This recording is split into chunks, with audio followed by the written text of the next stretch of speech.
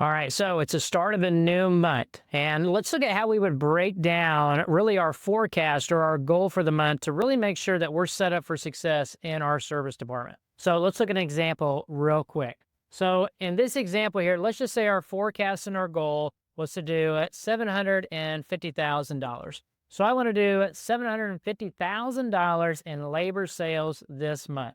Now, let's say I work a total of 24 working days in this shop and my current performance. Now, when I say current performance, what I'm talking about is effective labor rate. So I want to know what the value of each hour is, which would be your effective labor rate. So in this example, let's use $160. So let's just say it's $160. Now at this point, this is when we would start breaking this down.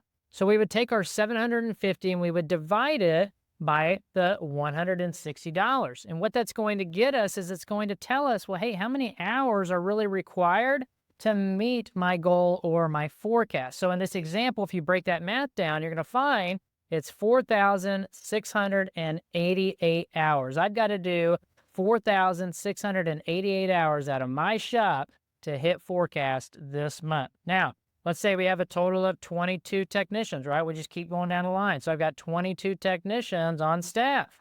Now, again, same thing. If I break that down, what I'm going to find out is I'm going to take this 4,688 and I'm going to divide it by the 22. And I'm going to realize real quick that I've got to do 213 hours per technician.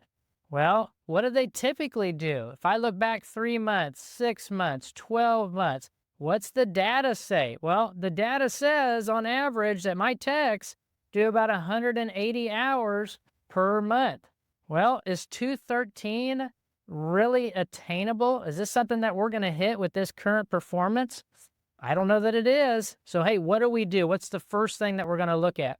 Obviously, we probably have some room to maybe add a technician or so in this shop, but let's look at performance first and see really what can we do to optimize what we already have coming in. So let's take this 160 and let's bump it up. Let's increase our effective labor rate performance to 180 and see what happens. So we increased effective labor rate by $20. We would do the same calculation. We take that 750,000 divided by 180, and now we're going to realize that we only need 4,166 hours compared to our 4,688. All of a sudden, the lifting got a lot easier, a lot more attainable. And remember, we didn't add any technicians, so we still have 22 technicians. We would divide that out. Now we realize that we need to do 189.